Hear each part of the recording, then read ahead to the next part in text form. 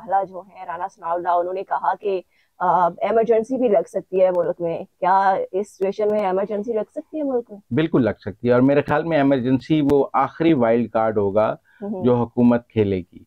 देखें, हुकूमत ये चाहती थी कि वो जाकर बजट के बाद को जुलाई में या अगस्त में इमरजेंसी लगाए। इमरजेंसी गवर्नमेंट के प्लान में मौजूद है, वो पार्लियामान से लग सकती है, लेकिन एक राय थी कि इसको जुलाई या अगस्त में लगाया जाए। लेकिन अगर बहुत सर पे आ पड़ी, और आप देखेंगे कि फिर गवर्नमेंट जो है ईद के बाद, मैं समझता हूँ अभी फौरी तौर पर तो इमरजेंसी नहीं लगाई जाएगी। इमरजेंसी लगाई जाएगी तो 30 अप्रैल के बाद या मई के पहली तो लगाई जाएगी, और फिर उसके बाद इंतखाबात मुलतवी कर लिए जाएंगे। अगर और कोई हल ना निकला, इससे पहले बाकी ऑप्शंस पर गौर किया जाएगा। अगर और कोई हल नहीं होगा तो फिर पार्लियामान में इमरजेंसी लगाकर उस पर किया जाएगा। वैसे भी इसहाक डार साहब जा रहे हैं अभी तो वाशिंगटन 10 तारीख को, उसके बाद सऊदी अरब से भी कह रहे हैं 2 बिलियन का आ गया है। अगर एक दफ़ा IMF का पैकेज लेकर फाइनेंशियल इमरजेंसी लगाई जाएगी तो वो ज़्यादा है, उससे पहले नहीं लगाना चाहते। तो मेरे ख्याल में इमरजेंसी लगेगी, लेकिन शायद ईद के बाद लग सकती है, ईद से पहले उसका कोई इम्कान नहीं। मुजम्मिल साहब, वैसे तो तहरीक इंसाफ आज यौम तशक्कुर मना रही है, तो ये सुप्रीम कोर्ट के फैसले के बाद, तो क्या फिर हम ये समझें कि वजीर आजम की कुर्सी जो है वो फिलहाल जो है वो सेफ जोन में है? हाँ, मेरे ख्याल में शहबाज शरीफ साहब सेफ जोन में है। वैसे एक बात है कि अगर शहबाज शरीफ साहब की को सियासी शहीद बनाया भी जाए और आप कहें कि इस मुल्क की अदलिया उनको तौहीन अदालत में सजा देना चाहती है, जैसे यूसुफ रजा गिलानी को दी या और दी, तो मेरे ख्याल में ये शहबाज शरीफ साहब के लिए कोई बुरी ऑप्शन नहीं होगी। यानी ये ऑप्शन भी मौजूद है। वो इस हद तक भी अगर मामला जाएंगे तो उनको ले जाने दिया जाएगा और उनको रोका नहीं जाएगा, क्योंकि अगर प्राइम मिनिस्टर को ये अदालत कोई 3 रुकनी बेंच 5 रुकनी बेंच सजा देना चाहता है तो बेशक दे ले, उसके नतीजे में एक नया वजीर आजम आ जाएगा। लेकिन सवाल ये है कि जैसे उसके बाद क्या ये तनाज़ा हल हो जाएगा? मुझे नहीं लगता ये तनाज़ा हल हो जाएगा।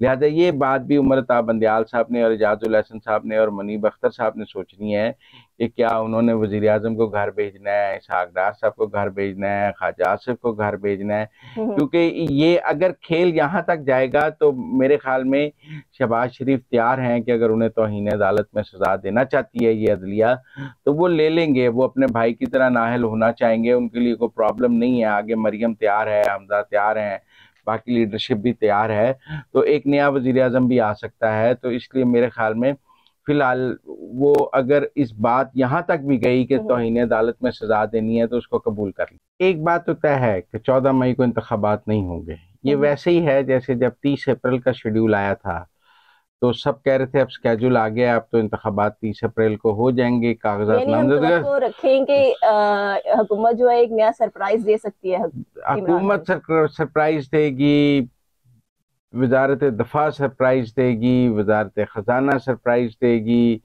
पार्लियामेंट सरप्राइज देगी। कौन सरप्राइज देगा ये बात तो अभी तय होनी है, लेकिन ये मैं जरूर कह सकता हूँ कि सुप्रीम कोर्ट के इस फैसले पर अमल नहीं होगा। इस फैसले पर अगर ये इस दफा एजाजुल हसन साहब मॉनिटरिंग जज भी बन जाएं और वो बेशक जो भी कर लें, लेकिन इस बार ये जो बेल है वो मंडे नहीं चढ़ेगी और मुझे 14 मई को इंतखाबात होते नजर नहीं आ रहे हैं। ये अब रिविजिट कैसे होगा, इसमें मुफाहमत निकलेगी या मुज़ाहमत से ये बात हल होगी? सुप्रीम कोर्ट से हुकूमत की कोई मुफाहमत होगी, कोई नजरसानी होगी, या मुज़ाहमत से ये बात हल होगी और सुप्रीम कोर्ट को फिर पुश किया जाएगा कि वो कोई आखिरी स्टेप लेना चाहता है, कंटेम्प्ट में किसी को सजा देना चाहता है तो ज़रूर देते। लेकिन मैं समझता हूँ कि जिस तरह सुप्रीम कोर्ट में चीफ जस्टिस साहब ने और उनके 2 रुकनी बेंच ने फैसला किया है और उस फैसले के बाद जो इस मुल्क में सियासी फजा है वो फजा इलेक्शन के लिए हमवार नहीं है।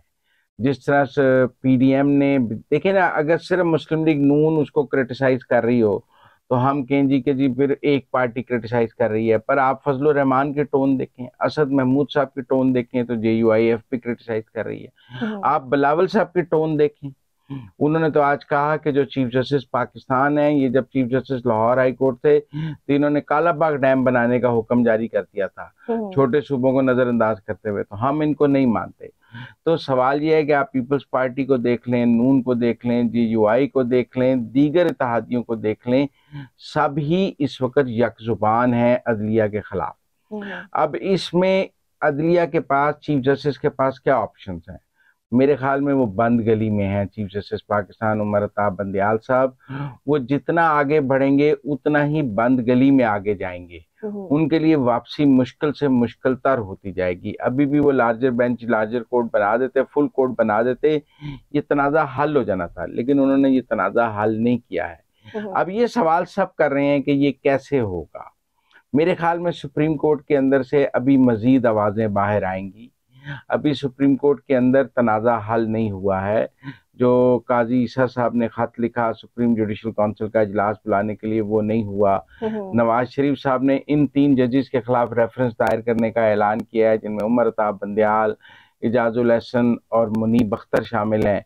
अगर इनके खिलाफ रेफरेंस फाइल किया जाता है, वो कैसे फाइल होना है वो देखेंगे। क्या वो भी बार काउंसिल्स फाइल करेंगी, या वो मुस्लिम लीग नून फाइल करेगी, या वो हुकूमत फाइल करेगी, ये बात तो भी सामने आनी है। लेकिन नवाज शरीफ ने जब कहा है तो उसके पीछे एक स्क्रिप्ट मौजूद है।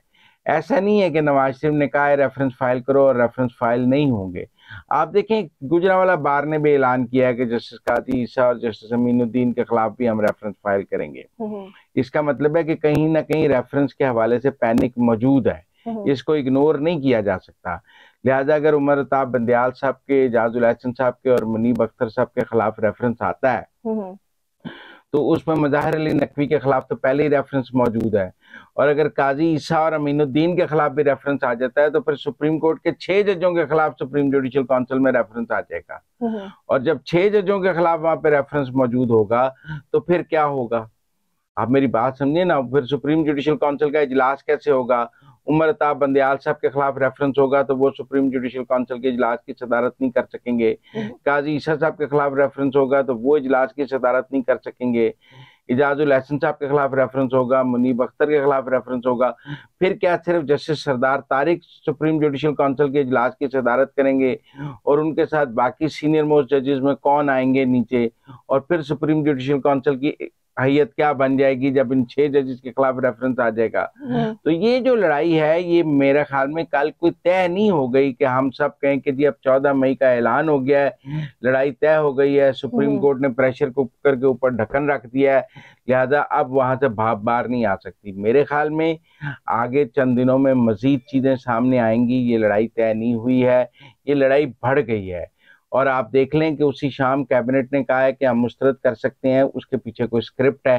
मेरा मतलब आप शहबाज शरीफ से ये तवक्को नहीं कर सकते कि वो गीली जगह पे पांव रखेंगे। शहबाज शरीफ तो जहां 100% कामयाबी का यकीन हो वहां भी मोहतात अंदाज में पांव रखते हैं। मतलब उनकी सियासत जरूर मुफाहमत की सियासत है, उस सियासत में मुजाहमत नहीं है, लेकिन मुफाहमत में भी जहां 100% कामयाबी हो वो वहां भी पांव बहुत जो है एहतियात से रखते हैं। तो अगर इस तरफ वो लेके चल रहे हैं, उनकी तकारीर है, तो फिर इसका मतलब है कि एक रोड मैप और एक प्लान मौजूद है। अदलिया ने कुछ सरप्राइज नहीं दिया है हुकूमत को, बल्कि हुकूमत के पास कुछ सरप्राइजेस मौजूद होंगे जो अगले चंद दिनों में हमारे सामने आएंगे।